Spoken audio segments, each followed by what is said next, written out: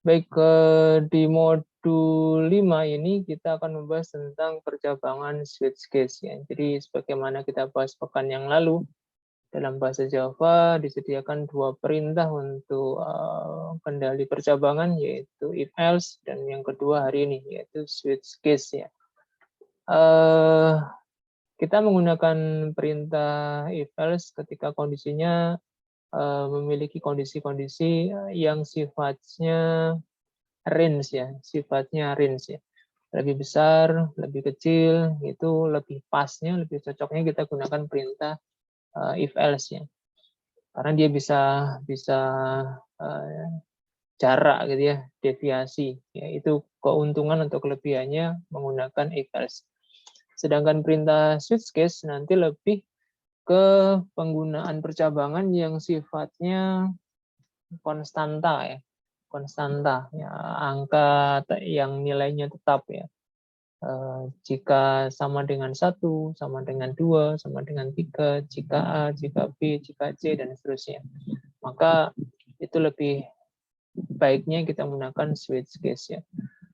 Perintah switch case itu biasanya nanti kita gunakan untuk membuat menu program ya. Jadi perintah switch case itu biasanya atau umumnya digunakan oleh programmer untuk membuat menu programnya, karena konstruksi atau struktur perintahnya sangat pas, sangat memudahkan bagi programmer untuk menyusun menu yang diinginkan.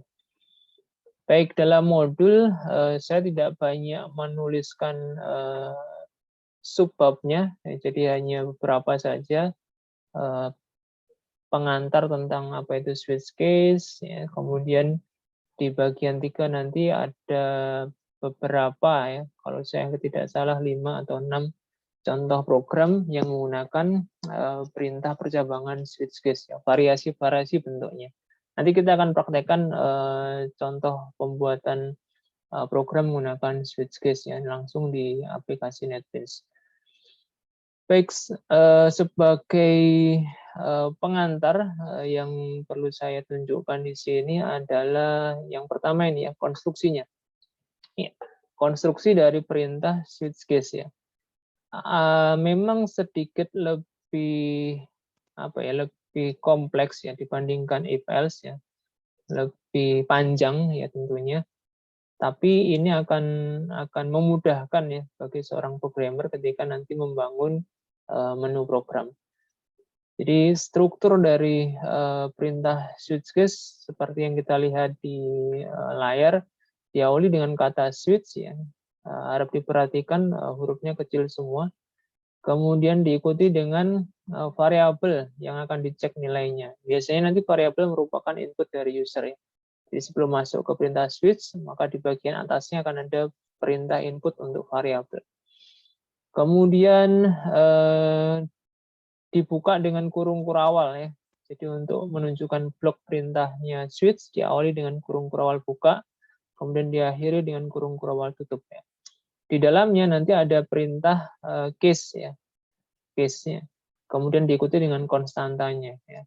Konstanta nilai yang sifatnya tetap ya.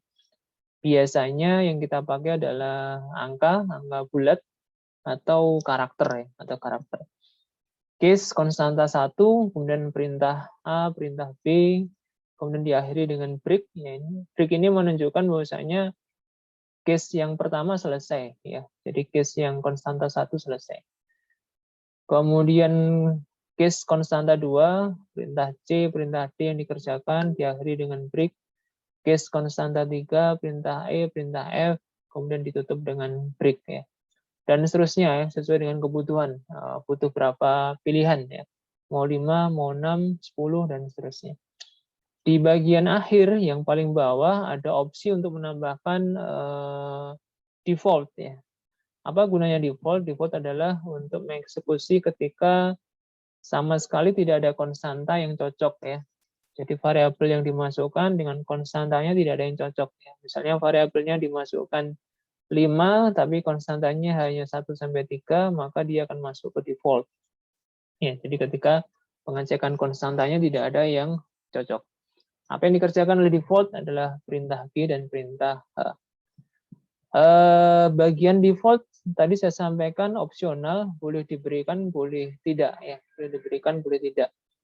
Tapi sebaiknya kita manfaatkan, ya, kita manfaatkan case untuk bagian default. Oke, ini struktur, ya, struktur format dari perintah switch case, ya, switch case.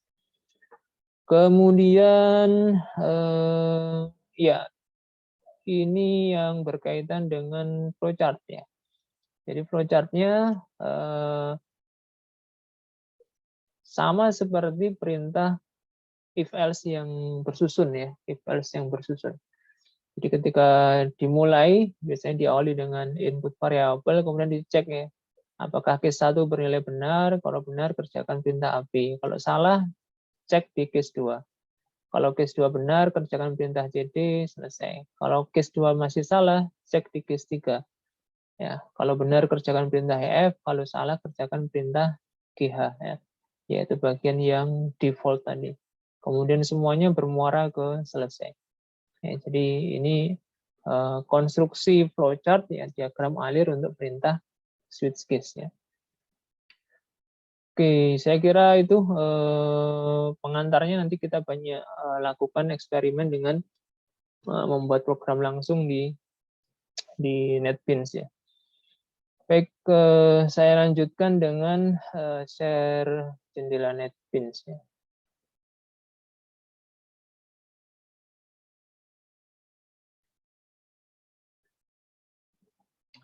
Baik, kita beralih ke NetBeans, ya.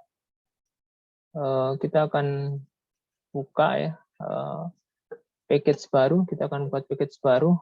Sedikit mengingatkan apa yang saya share di grup WA beberapa hari yang lalu. Hati-hati, ya, untuk teman-teman mahasiswa yang membuat new project itu pastikan memilih project yang basisnya package Java, ya. Jadi pilih yang Java, ya, bukan yang lainnya untuk sementara, ya. Jadi untuk kuliah BP1 kita masih mencukupkan dengan package yang dimiliki oleh Java, ya, bukan yang lainnya. Beberapa yang terjadi kesalahan itu memilih Maven, ya, karena sama-sama Java application, ya. Jadi project-nya sama-sama namanya Java application. Ya, kalau ini yang diklik nanti ketika di-compile ada pesan kesalahan, ya, terkait dengan plugin dan seterusnya. Jadi pilihlah kategorisnya yang Java biasa, yang Java biasa. Kemudian pilih Java application.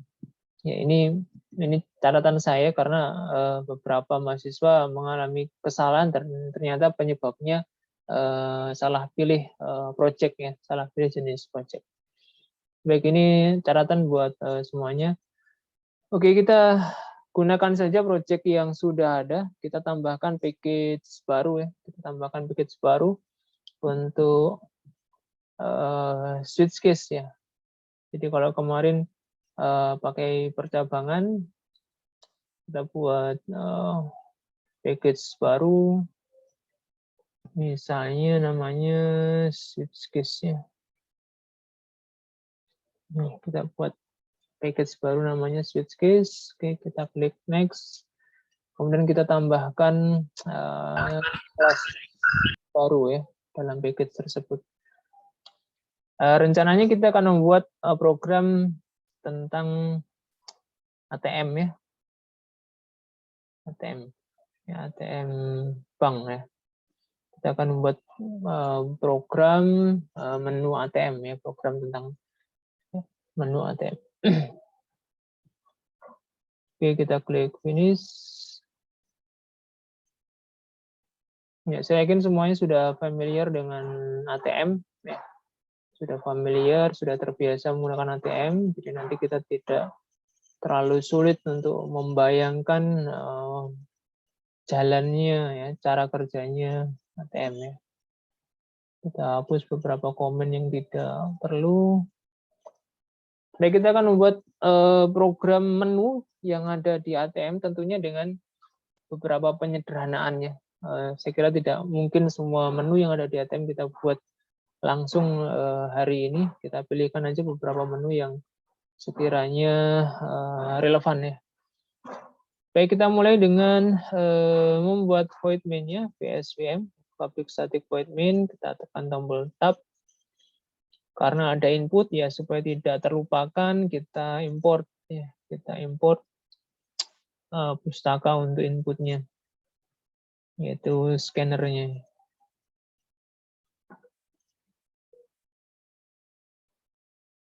Kemudian kita buatkan sekaligus objeknya atau variabelnya. New scanner system in.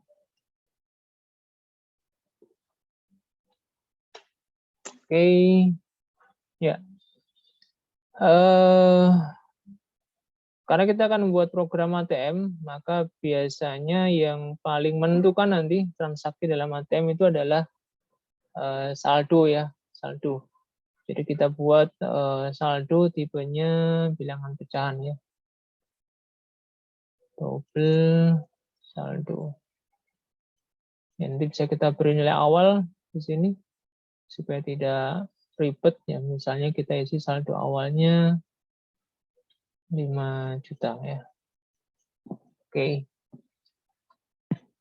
Baik, untuk membuat menu ya,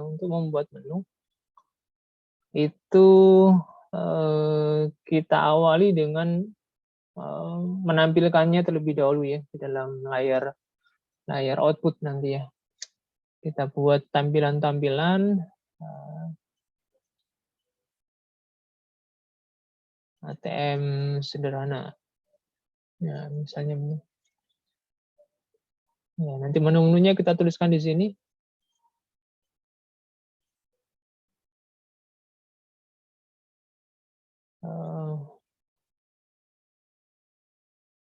Yang pertama biasanya transfer ya. Kemudian yang kedua penarikan. Kemudian yang ketiga biasanya kita pilihkan pembayaran ya. Nanti salah satunya pembayaran uang kuliah. Ya. Oke.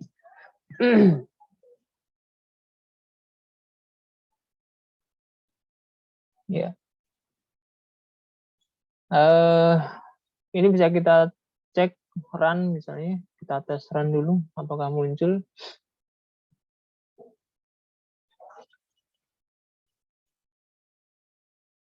Kita klik kanan kemudian pilih run file.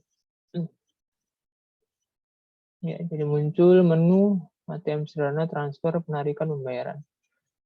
Mungkin ada yang usul misalnya, lupa biasanya menu itu muncul setelah sukses memasukkan PIN misalnya ya. Mestinya diawali dengan memasukkan PIN terlebih dahulu. Ya. Jadi kita bisa buat skenario tersebut ya. Jadi misalnya diawali dengan memasukkan PIN.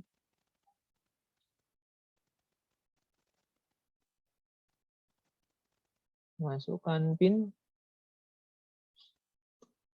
Kita pakai print. Kemudian karena ini ada nilai, kita buatkan variabelnya ya, PIN. Kemudian kita isi PIN sama dengan scanner next in. Ya. Oke. Kemudian dicek PIN-nya gitu ya. If PIN sama dengan 1 2 3 4. Ya, misalnya ya, misalnya. Ya. Misalnya. Jadi kita asumsikan PIN yang benar adalah 1 2 3 4. Maka kalau PIN-nya benar, berarti menu ATM-nya baru muncul. Nah, jadi kita buat seperti ini. maka perintah ATM ini kita masukkan dalam kurung kurawal. Kemudian kita tap supaya rapi. Nah, jadi seperti ini jadi. Oke, masukkan PIN dicek. Jika sama, munculkan menu ATM-nya. Ya. Jika tidak, else, ya, kita bisa berikan pesan kesalahan. Ya. Shout PIN salah. Ya. Oke, jadi kerangkanya berubah seperti ini. Jadi ini nanti kombinasi antara penggunaan if else dengan switch case ya. Kemudian kita bisa cek run ya. Kita tes dulu. Jadi biasakan nanti membuat program tidak perlu menunggu banyak source code-nya. Selama ada satu fungsi yang sudah bisa berjalan, kita bisa tes run ya. Sehingga nanti kalau terjadi kesalahan, source code kita relatif terkendali ya, tidak terlalu banyak, sehingga mudah untuk memperbaiki kesalahan. Masukkan PIN 1, 2, 3, 4, ya, muncul menunya, ya. Benar berarti. Kita coba untuk PIN yang salah, kita run lagi. 1, 2, 3, ya, muncul pesan PIN salah. Oke ya, jadi kerangka verifikasi PIN sudah sesuai ya, sudah berjalan sesuai harapan. Baik, kita lanjutkan kembali ke ATM-nya. Jadi kita tambah lagi source code untuk ATM-nya. Setelah muncul menunya, menu 1, 2, 3, ya, menu 1, 2, 3, kita gunakan input ya. Kita gunakan variabel baru ya. Kita tambahkan di sini variabel untuk pilihannya ya, variabel untuk pilihnya. Kemudian kita buat input. Jadi karena tidak mendukung touchscreen ya, maka inputnya masih berbasis teks ya.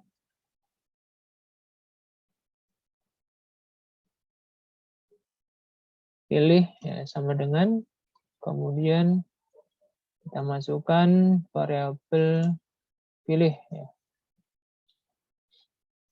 Next in ya. Jadi ini kita beri tambahan komentar ya. Input pilihan. Yang atas ini tampilkan menu ya. Oke, jadi setelah ditampilkan menunya, input pilihannya berapa yang mau dipilih. Setelah dimasukkan input pilihan, kita lanjutkan ke seleksi ya. Seleksi pilihan. Kita gunakan perintah switch. Kita ketikkan switch, kemudian tanda kurung kurawal variabel yang mau diseleksi, yaitu variabel pilih. Variabel pilih akan kita seleksi. Kemudian lanjutkan dengan kurung kurawal buka, kemudian enter ya, supaya langsung ada pasangannya seperti ini. Ya. Jadi tidak perlu kita ketik satu-satu, kurung kurawal buka sendiri, tutup sendiri. Cukup kita ketikkan kurung kurawal buka, kemudian enter. Ya. Oke. Kemudian kita isi satu persatu ya. Oke, satu ya. Kita buat kerangkanya dulu supaya nggak lupa. Ya, Q1, Q2, break ya. Kemudian Q3.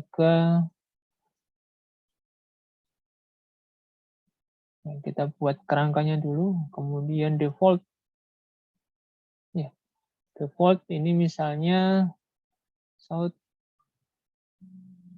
menu tidak ada. Ya, ketika pilihannya di luar 3, jadi karena kita hanya menyediakan 3 menu.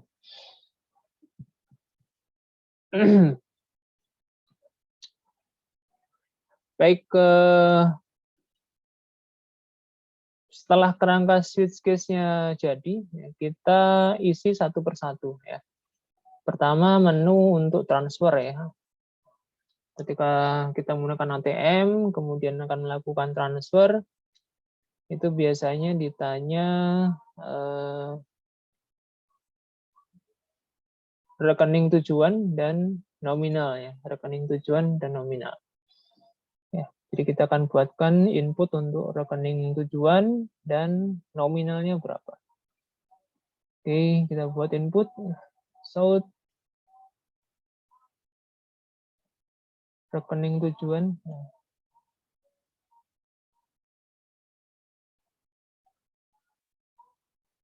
Ya. Kita boleh membuat deklarasi variabel di dalam ya, di dalam ketika program berjalan, tapi sebenarnya tidak direkomendasikan ya. Jadi sebaiknya variabel itu ditulis di atas ya. Tapi kita diperbolehkan membuat seperti ini. Rekening ya sama dengan sc.next in misalnya. Jadi kita asumsikan nomor rekeningnya berupa angka bilangan bulat. Kemudian kita buat input untuk nominal ya. Nah, nominalnya berapa? Ini kita buat variabel nominal, kita ubah aja bukan integer ya, kita samakan dengan saldo tadi. Double nominal sc.next double. Ya. Oke, jadi muncul seperti ini. Switch case dikombinasikan dengan perintah untuk inputnya. Rekening tujuan, nominal. Ya. Kemudian biasanya kita cek ya. Setelah input rekening dan nominal, kita cek ya kecukupan saldonya. Kecukupan saldonya. Apakah saldonya mencukupi untuk transfer ataukah tidak ya. Ya, kita cek saja secara sederhana. If saldo lebih besar sama dengan nominal, ya, maka tampilkan transfer sukses. Ya, misalnya begitu. Else sebaliknya, south ya, saldo tidak mencukupi. Ya. Kita bisa buat skenario seperti ini. Jadi ketika setelah dimasukkan nominal, dicek saldonya memenuhi syarat enggak. Jika memenuhi syarat, transfernya sukses. Jika tidak, saldo tidak mencukupi. Baik, ini untuk menu yang satu ya. Menu pertama selesai. Kita coba tes run apakah hasilnya sesuai dengan yang kita harapkan.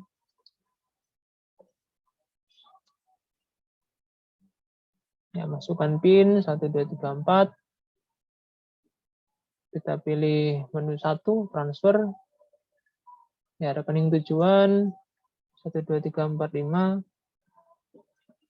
Nominalnya tadi kita punya saldo 5 juta. Kita transfer 1 juta misalnya ya. Oke, transfer sukses ya. Ya. Pak, bisa nggak menambahkan saldo yang baru? Nah, menarik ini. Jadi setelah selesai transfer, dimunculkan saldo yang terbaru. Nanti kita akan tambahkan. Kita coba yang transfer dengan nominal melebihi saldo ya. Kita cek ya, 1234. Transfer, rekening tujuan 123, nominalnya 6 juta misalnya ya. Tadi kan saldonya 5 juta. Ya, saldo tidak mencukupi. Ya. Jadi if else-nya berjalan sesuai skenario. Sekarang kita coba tambahkan menampilkan saldo ya, saldo terbaru. Saldo terbaru setelah sukses transfer. Jadi di baris 28 ini kita tambahkan perintah untuk menampilkan saldo terbaru ya. Dengan catatan saldonya harus kita update dulu. Ya, jadi rumusnya saldo sama dengan saldo dikurangi nominal. Jadi saldonya berkurang dulu, baru kemudian ditampilkannya. Saldo ya plus saldo. Jadi tentunya diupdate. Oke, kita coba tes run lagi untuk menampilkan saldo ya setelah sukses transfer. 1, 2, 3, 4. Kita pilih transfer, rekening tujuan 1, 2, 3, nominalnya 2 juta. Transfer sukses, kemudian saldonya berkurang menjadi 3 juta rupiah. Baik, ini menu yang pertama ya, case 1 untuk transfer ya. Kemudian kita masuk ke case 2 ya, untuk penarikan tunai. Jadi prinsipnya hampir sama. Tidak perlu pertanyaan rekening tujuan ya. Jadi kita kopas saja. Kopas perintah yang pertama kita tempelkan di case 2. Oke, ya. Ada error seperti ini. Nah, hati-hati nanti ketika ada error seperti ini, cek dulu penyebabnya apa. Variable rect is already defined. Ya. Jadi ini salah, ya dikatakan salah oleh NetBeans oleh Java. Kenapa? Karena variable rect sudah dideklarasikan di atas. Ya, jadi karena kita tidak butuh rect, ya kita hapus saja. Karena untuk penarikan tunai kita tidak butuh nomor rekening. Nominal juga sama, karena sudah already defined, ya sudah dideklarasikan di bagian awal. Sehingga kalau kita mau pakai lagi, double-nya kita hapus. Ya. Kita hapus tipe data double, sehingga hanya menyisakan nama variabelnya. Jadi tinggal kita pakai ulang. Tidak perlu dideklarasikan lagi di case 2-nya. Oke, sehingga tinggal input nominal yang akan ditarik. Kemudian dicek saldonya juga, apakah mencukupi. Ya. Kemudian kalau memenuhi syarat, bukan transfer sukses, tapi penarikan ya. Debit. Halo. Debit sukses ya.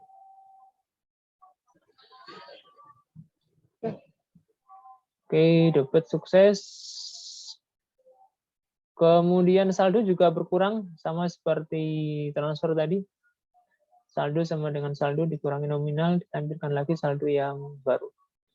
Jika penarikan lebih besar dari saldo, maka muncul saldo tidak mencukupi. Baik, kira-kira skenario-nya untuk penarikan seperti itu. Kita cek, kita tes run untuk menu yang nomor 2. Kita mulai dengan input PIN ya, input PIN lagi. 1, 2, 3, 4. Kita pilih menu 2, penarikan. Nominalnya kita ambil misalnya 500.000 ya. Oke. Dapat sukses, saldonya berkurang menjadi 4.500.000. Kemudian kita coba run ulang untuk penarikan yang jumlahnya melebihi ya dari saldo. Nominalnya misalnya 5.500.000 misalnya. Ya, jadi muncul pesan kesalahan, saldo tidak mencukupi. Kenapa? Karena saldo kita di awal hanya 5 juta rupiah. Baik, ini yang case 2 ya. Case 2 sudah kita selesaikan. Kita lanjut case 3. Case 3 pembayaran. Jadi skenario ini nanti ada beberapa pilihan pembayaran. Ini ada beberapa pilihan pembayaran. Misalnya ya, nanti kita buat pilihan untuk pembayaran SPP kuliah, kemudian pembayaran tagihan listrik dan tagihan air ya, misalnya begitu. Jadi ada 3 pilihan, maka kita bisa membuatkan switch case ya, di dalam switch case. Ini yang namanya dengan teknik bersarang ya. Jadi kita buat tampilan satu SPP ya, atau UKT ya. Kemudian yang kedua listrik, ya, tagihan listrik. Kemudian yang ketiga air, ya, tagihan air. Supaya nanti rapi, ini bisa ditambahkan spasi ya, supaya nanti ada tanda kalau ini merupakan submenu. Ya. Kita bisa tambahkan tiga spasi lah, supaya tampilannya nanti jadi lebih rapi. Ya, kemudian kita buat pilihan ya. Pilih ya. Supaya sama kita berikan spasi juga. Ya, jadi ada dua switch nanti yang berjalan dalam program ini. Ya. Ada switch di dalam switch.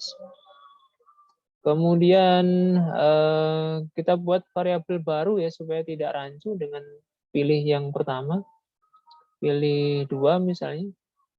Itu kita panggil scannernya.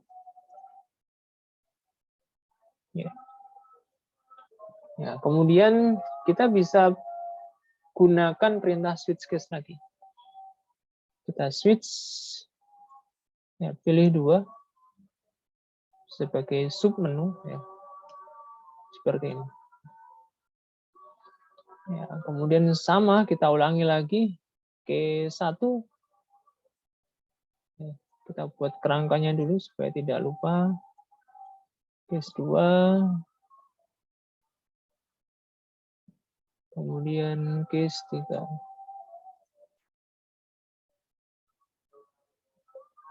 Ya. Oke. Default boleh kita skip ya, tidak ada default. Baik, case 1 untuk pembayaran UKT ya, biasanya minta input NPM ya, nomor pokok mahasiswa berapa. Ditanya NPM-nya. Ya. Asumsinya kita masih menggunakan tipe angka ya untuk NPM. Ya.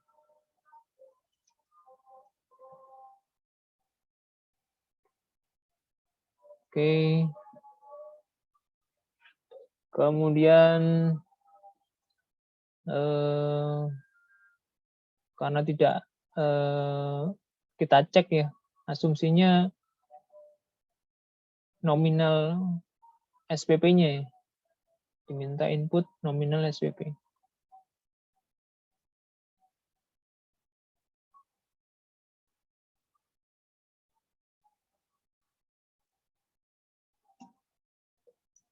SPP atau UKT-nya berapa?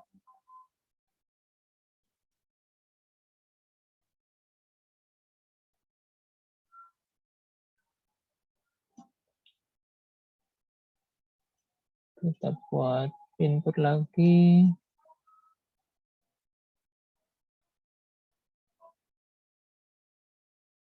Nominal tadi tipenya apa? Oh, double. Oh, kita gunakan double.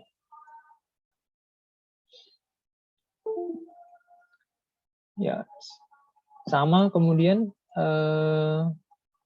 kita cek ya, saldo dengan nominalnya.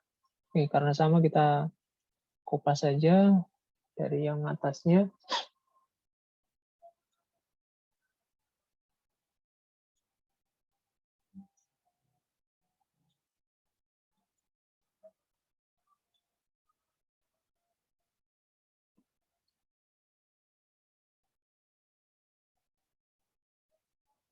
Ya.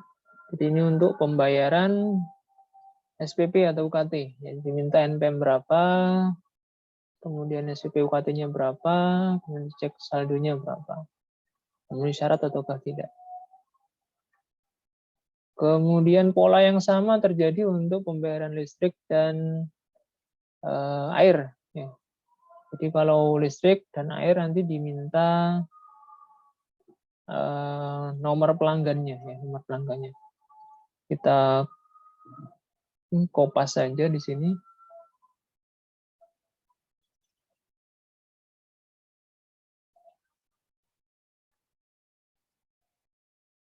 Kita kopas dari yang atas. Ya. Untuk nominal listrik dan air mestinya secara otomatis ya ditangani oleh sistemnya mereka. Cuma di sini kita asumsikan nominalnya dimasukkan oleh kita ya selaku pengguna ATM.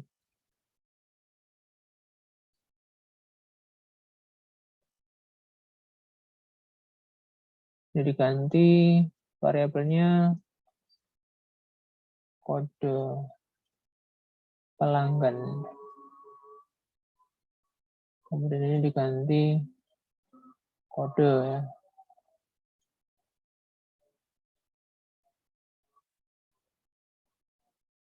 Ganti biaya misalnya. Oh ya, message-nya tadi lupa ya, bukan debitnya. Pembayaran. Ini juga sama. Pembayaran.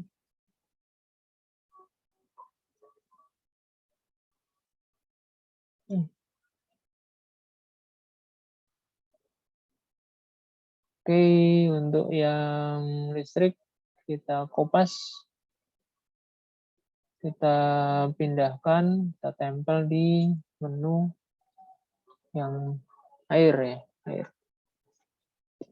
Kode karena sudah dibuat di awal, kita hilangkan deklarasinya, tinggal menggunakan nama variabelnya, kode pelanggan, kemudian biayanya berapa, saldo nominalnya berapa ya, sama ya. Baik, sepertinya kerangka sudah jadi, menu programnya, dan source code kita sudah tembus 100 baris ya. Di pekan yang ke-5 ini, ya, di pekan ke-5 kita sudah mencapai source code 100 baris ya. Ya, alhamdulillah. Oke, kita tes run untuk menu yang ketiga ya. Kita tes run untuk menu yang ketiga. Sama kita akan mulai dengan masukkan PIN 1 2 3 4. Menu pembayaran, kita pilih 3. Kemudian SPP, ya. Kita pilih 1. NPM-nya 1 2 3 misalnya. Nominal SPP-nya 3.500.000 misalnya. Oke. Nah, jadi pembayaran sukses, saldonya tinggal 1.500.000. Oke, ini pembayaran SPP, kita coba ganti dengan pembayaran listrik ya. Kita pilih pembayaran, kita pilih menu 2, kode pelanggan 12345, biayanya misalnya 300.000. Oke ya, pembayaran sukses, saldo tinggal 4.700.000. Kita coba lagi untuk pembayaran air. 234, pembayaran air, kode pelanggan 123, tagihannya 75.000. Ya, pembayaran sukses, saldonya 4.925.000. Baik, jadi ini contoh untuk pembuatan program ya, menu program ATM sederhana menggunakan perintah switch case ya secara umum yang ada 2 modifikasi di sini. Kita pertama modifikasi dengan menggabungkan dengan perintah if else. Kemudian kita juga bisa kombinasikan ya perintah switch case dengan perintah switch case yang lain ya, yang lain yang akhirnya membentuk konstruksi secara bersarang ya. Ada switch case ya, switch case yang di dalam dan ada switch case yang posisinya di luar ya. Jadi yang perlu diperhatikan sekali lagi source code sepanjang ini atau sebanyak ini itu dimulai dari kerangka yang sederhana. Jadi kita buat kerangka yang sederhana dulu. Jadi kita buat kerangka switch case 1, case 2, case 3 itu masih singkat, tapi kemudian secara bertahap kita tambahkan source-code-nya sehingga lama-lama bisa bertambah banyak source-code-nya. Caranya atau tahapannya seperti itu. Ya, jadi jangan dilihat source code sebanyak 100 baris ini ya langsung 100 baris, tidak begitu. Jadi kita melihat source code sebanyak ini itu adalah dari paket-paket ya, paket-paket yang kita gabungkan ya, kita gabungkan satu persatu. Jadi ada bagian-bagian yang tadi kita kopas karena kontennya sama, sehingga semakin lama jumlah source code-nya semakin banyak. Intinya adalah tidak perlu grogi dulu ya, tidak perlu nervous dulu ketika melihat source code sebanyak ini. Pak, ini kok tiba-tiba sudah 100 baris? Ya, karena source code kita tumbuh gitu ya. Source code kita tumbuh dari yang hanya beberapa baris, kemudian kita lengkapi menu-menunya, semakin lama semakin banyak. Jadi ini konsekuensi ya ketika program kita menggunakan konsep menu program ya, di mana program utama disusun dari menu-menu kecil ya yang kita rangkai sehingga program bertambah menjadi semakin besar. Baik, saya kira itu penjelasan yang bisa saya berikan untuk program kita pada siang hari ini menggunakan perintah switch case ya. Contoh yang lebih banyak bisa kalian akses di modul kuliah yang sudah saya share, ataupun nanti juga bisa dipelajari dari modul praktikum yang akan saya susulkan ya. Di rekaman-rekaman video kuliah sebelumnya, tahun yang kemarin juga bisa dipelajari contoh-contoh program menggunakan perintah switch case ya. Termasuk nanti di latihan mandiri di forum yang sudah saya bagikan juga. Jadi dengan semakin banyak berlatih, nanti akan semakin mudah dan semakin lancar dalam membuat program. Saya kira itu, kita lanjutkan nanti kalau ada hal-hal yang mau ditanyakan.